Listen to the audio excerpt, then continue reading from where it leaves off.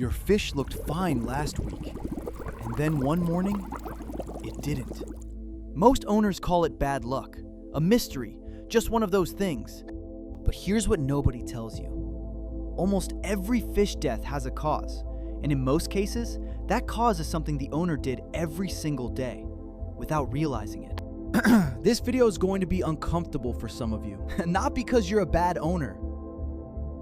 You're clearly not, you're here. But because several things on this list are things you probably did this morning. And number 7 is the one that surprises people the most. Even owners who've kept fish for years. Stay with me until the end, because I'm also going to tell you what to do instead, so you can actually fix this before it's too late. Fish are the 3rd most popular pet in the United States. Over 11 million households have them. But unlike dogs and cats, fish can't whimper. They can't limp over to you. They can't put their head in your lap when something's wrong. By the time most owners notice something is off, the damage is already done. So let's go through the 10 things, one by one. Number 1, you're feeding them too much. This is the number 1 cause of fish loss in home aquariums. Not disease, not temperature, overfeeding. Here's what happens. Uneaten food sinks to the bottom of the tank. It breaks down. It spikes ammonia levels. And ammonia, even in small amounts, is harmful to fish. Most owners feed their fish once or twice a day and think they're being responsible. But the question isn't how often, it's how much. The rule is simple. Whatever your fish can consume in 2 minutes, that's the maximum. Anything left after that is slowly affecting the water they live in. If your fish seem hungry all the time, that's actually normal. Fish don't have a satiety signal the way mammals do. They will always act hungry. Don't let that fool you. Number 2. You're using tap water straight from the faucet. Tap water contains chlorine and chloramines. These chemicals are put there intentionally to eliminate bacteria and make the water safe for humans. But your fish's gills were not designed to filter chlorine, and every time you do a water change and pour straight tap water into that tank, you're exposing them to something their bodies cannot handle. The fix takes 30 seconds. A water conditioner, sometimes called a dechlorinator, neutralizes these chemicals instantly. It costs a few dollars, and it's one of the simplest things you can do to keep your fish alive longer. If you've never used one before, your fish have been living in stress without you knowing. Number 3. Your tank is in the wrong spot. Where did you put your tank? Near a window for the natural light? Next to the TV because it looks great there? On a shelf close to the kitchen? All of those choices come with problems most owners never consider. Direct sunlight triggers aggressive algae growth and causes dramatic temperature swings, which stress fish out far more than most people realize. The television puts out vibrations and flickering light. To a fish, that's constant noise they cannot escape. The kitchen means temperature fluctuations every time the oven runs, plus fumes, plus cleaning products that can affect sensitive water chemistry. Your tank should be in a stable, low-traffic area, away from windows, away from appliances, somewhere the temperature stays consistent and the environment stays calm. Because for your fish, that tank is their entire world. Where you put it determines the quality of their entire life. Number 4. You're cleaning the tank too much. Wait, cleaning is bad? Not exactly, but overcleaning is, and it's more common than you'd think. Here's what most people don't know. Your aquarium is not just water and fish, it's an ecosystem. There are beneficial microorganisms living in your gravel, your filter media, your decorations. These are what process fish waste and keep harmful compounds from building up. When you do a complete tank scrub, replacing all the water, washing the gravel, cleaning the filter cartridge all at once, you wipe out that entire colony. After that, your tank's water chemistry becomes unstable almost immediately. Fish start struggling, and owners have no idea why. The tank looked so clean. Partial water changes only, 10 to 20% per week. Never replace filter media unless it's completely falling apart. Leave some of the old water in. The mess you're trying to get rid of is part of what's keeping your fish alive. Number 5. You're not watching them closely enough. This one isn't about what you put in the tank. It's about what you pay attention to. Fish communicate through behavior, through movement, through where they position themselves in the water column. A fish hovering near the surface is often struggling for oxygen. A fish sitting on the bottom and barely moving may be fighting something internal. A fish hiding behind a decoration it never used to care about may be stressed or being bullied by a tank mate. These signs can appear days or even weeks before the situation becomes critical, but only if someone is watching. Maybe tap the glass, check that the filter is running, and call it done. But real observation takes 2 minutes, standing still, actually watching, noticing who is where, who is eating, who is isolating.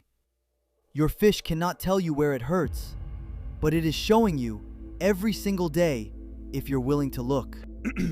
And here's where it gets important, because the next few on this list are the ones that even experienced fish keepers get wrong. Number 7 in particular is something I've seen in tank after tank. Owners doing it with the best intentions, and the fish paying the price for it. Keep watching. Number 6. Your tank is too crowded. The rule most beginners learn is 1 inch of fish per gallon of water. And while it's a rough starting point, it misses something critical. It's not just about space, it's about oxygen, waste load, and territorial stress. When you add too many fish to a small tank, 3 things happen simultaneously. Oxygen depletes faster, ammonia builds up faster, and fish that naturally need personal space, which is most of them, become chronically stressed. Chronic stress in fish weakens their immune system, just like in humans. A fish living in an overcrowded tank gets unwell more easily, heals more slowly, and lives a shorter life. So before you add another fish, research that species specifically. Some fish need more room than the general rule suggests. Some are aggressive with their own kind. Some are not compatible with smaller, peaceful fish. The tank that looks beautifully full to you may feel like a prison to them. Number 7. You're using the wrong light cycle. Most fish owners leave the tank light on all day because it makes the tank look better. Some leave it on around the clock. Both are serious problems. Fish do not have eyelids. They cannot block out light.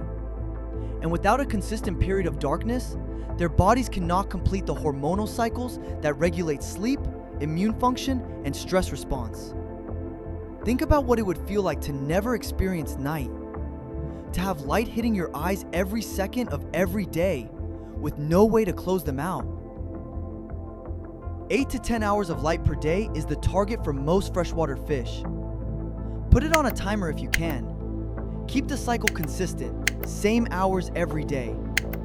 This single change has been linked to reduced aggression, better coloration, improved appetite, and longer lifespans in home aquariums. It costs nothing to fix, and most owners have never thought about it once. Number 8. You're skipping the quarantine. You bought a new fish. It looks healthy at the store. You bring it home and drop it straight into your established tank. And 2 weeks later, every fish you own is sick. New fish can carry pathogens that show no visible symptoms for days or even weeks.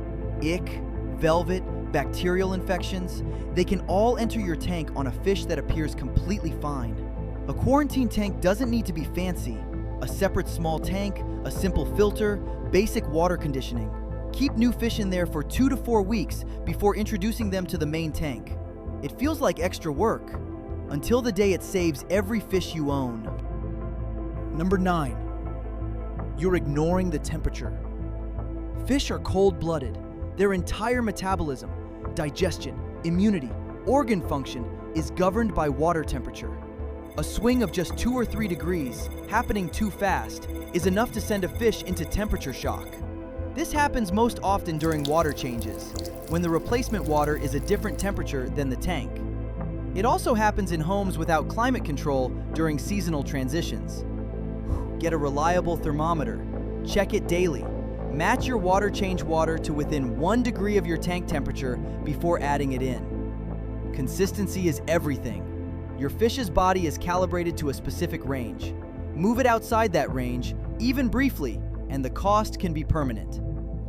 Number 10. You gave up too soon. This last one is different. A lot of people lose a fish or a few fish early in the hobby.